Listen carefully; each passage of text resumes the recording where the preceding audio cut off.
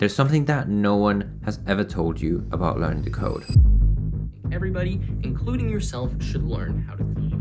I think that coding is the closest thing to wanting to consume all the information there is in the world about programming. The coding community online is very different to a lot of the different communities I've been part of in my life. People seem to be mostly very positive towards coding and especially to making coding your career. But this risks masking some of the realities of learning to code that every single person eventually will have to go through. Yes, even myself, I am very guilty of often painting a very rosy picture about coding and software engineering and everything related to it. Don't get me wrong, I love coding. Learning to code is probably one of the best decisions I've ever made in my life for many reasons that I very often discuss on this channel. But today I want to discuss why most self-taught programmers actually fail to learn to code. So if you think about the entire learning to code journey, and I think there are sort of 4 key moments where most people usually fall off, and it's actually these ones right at the end, number 3 and 4, that are actually the most annoying ones, because you might go through this entire journey only to realize these pitfalls right at the end. But luckily for you, if you watch this video right until the end, you're gonna know these things in advance and you're gonna know how to anticipate them. And by the way, if you find value in this video, make sure to hit the like button down below in the description,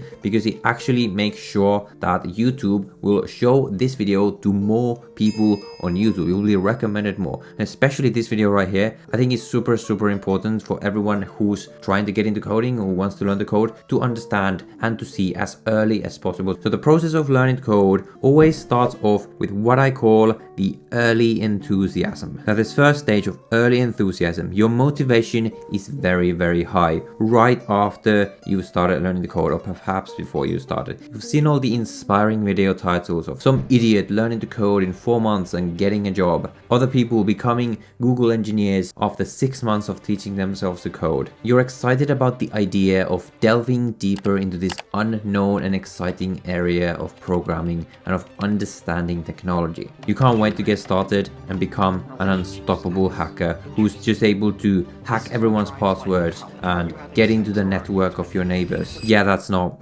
really reality. And that is why the first place where self-taught programmers fail is after this early enthusiasm wears off and you fall into what is known as the dip. That's what I love about the long tail, is that what Chris Anderson... The dip is a concept popularized by a book by Seth Godin of the same name. It explains the stage of learning or building anything where you realize that the thing you're trying to achieve is actually a lot harder and a lot more complicated than you initially anticipated. The things that kept you going in the beginning, like the idealized version of the thing that you're learning, suddenly no longer work anymore. And instead, all you see and experience is difficulty, demotivation, and hardship. It is the part of the process where this initial honeymoon period of your learning journey is over, but also before the point where you know enough, where simply the act of being good at something makes the process enjoyable. That is why this dip is the place where most people quit and where countless dreams go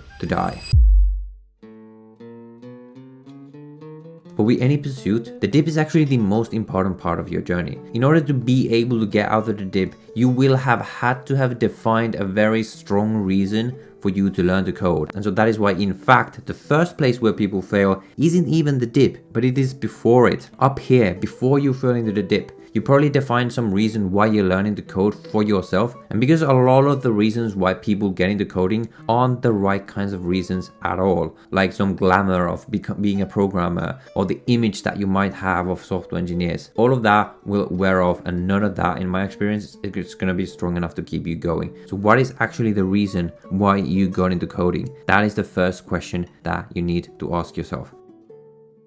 I remember when I've been in the dip myself, when my motivation goes down, whether it's with coding or learning a new language or learning to make these YouTube videos, the sort of image I have in my head of the thing always changes along the way, often quite drastically. There's many skills that I have completely quit. For example, learning Chinese or learning graphic design. I am a quitter, I admit it. But being a quitter is actually not a bad thing. The main message of the book, The Dip, is not that you should just push through the dip by any means necessary. It is that you should figure out at this point, is learning the thing worth the potential reward. You should strategically determine which pursuits are worth the pain and which are not. So the second question to ask yourself is the pain of learning the code worth the reward that I will get at the end of it? Learning the code is hard. It requires extreme patience and discipline to sit in front of a computer for hours and hours and hours every single day, potentially for months. Another thing you realize is that coding can be very lonely. So if that's something to you that you maybe hadn't realized before, but yeah, now you realize that you actually don't enjoy learning something on your own with very little social aspect, that might mean that coding is not for you. So you need to listen to yourself. If you find yourself absolutely hating the process for one of these or any other reason, maybe sticking to it is not worth it for you. And a lot of people do determine this. For me, it was. And if it hadn't been, you would not be watching me right now. Maybe you would be watching a channel about learning Chinese instead.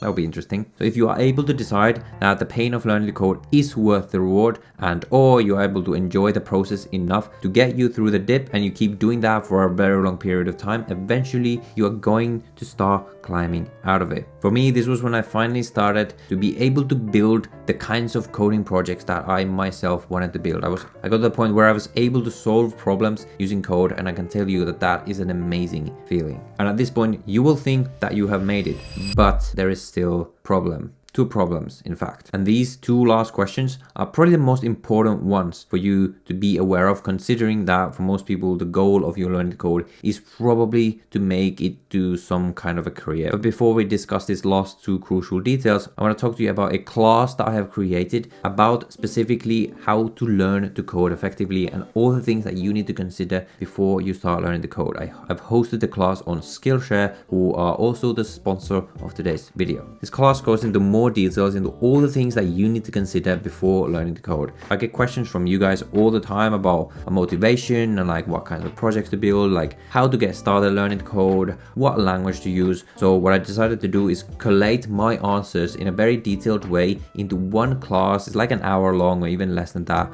you can access for completely free using my Skillshare link down below in the description. I'm confident that the class is going to help you, and with that free trial, you might as well check out all the other classes that are available on Skillshare. I've been using Skillshare myself ever since I started learning skills online myself. I think learning different skills online is the number one thing that has completely changed my life. I've used Skillshare to learn about productivity, about photography, about editing videos, pretty much every single skill that I wanted to learn online or in my life. The first place where I always went to was Skillshare. In this modern age, you need to have skills, and ideally you need to have many different skills, and Skillshare is just an amazing place for you to learn pretty much whatever you want. Learning different skills is like the thing that gets me excited the most in this entire world, so that is why I'm so excited to share about Skillshare. So the first 1,000 people to use this link will get a 1 month free trial of Skillshare, so go check it out down below in the description. So the last 2 points I wanted to discuss are about the job of being a professional coder, and if becoming one is even worth it for you, because I can tell you that for a lot of people it's not. There's a couple of myths that usually go around. Myth number one about coding jobs. Coding jobs are easy, and all you have to do is work like 1 hour a day, sip coffee, and go have lunch with awesome co-workers. Wrong. In fact, they can be really, really boring. Yes, sometimes the job can be very easy, and especially compared to a lot of the different high-paying industries in the world like finance, consulting, law. But that is not always the case, and it's not the case that you can get away with doing completely nothing either. But the bigger truth is that, especially if you're working for a big company, the work that you're doing at a junior level can be extremely, extremely tedious and very boring. And the image that you have of coding and maybe doing your personal projects or whatever you're building, it can be very exciting, but the reality of working for a big company is that the things you're doing as a junior are very repetitive things, like you're copying files from one folder to another, you're changing one line in some configuration file and then doing that 50 times for 50 different repositories. Dude, I wish there was AI that could just do this for me. Careful what you wish for. And I will say that some of these problems could probably be solved by working for a smaller company. People have said that working for smaller companies can be more exciting and you're certainly learning more. So here the question you need to really ask yourself is, what is the specific path of coding that you want to pursue? And here it's obviously fine. Before you even get into this point, it's very useful to stop and think to yourself, what are the things that you prioritize? Do you prioritize the stability of working maybe for a bigger company, but you're willing to go through the more boring work and slower processes and all the corporate BS that you'll have to endure? Or do you prefer the freedom of perhaps freelancing with slightly more uncertainty about when you'll be working? The way you find out is by just researching this a lot, and this is something that I definitely failed to do myself. The second myth about coding jobs, which leads to our last question, is that once you learn to code, you've learned to code and you don't need to keep learning anymore. When I made my video about learning to code in 4 months, the purpose of that was not to say that I learned to code in 4 months and got a job and then I just stopped learning. It was instead to say that I learned to code enough to get a job in 4 months, but after that I have kept learning for like a full year after that. And that is something that you need to keep doing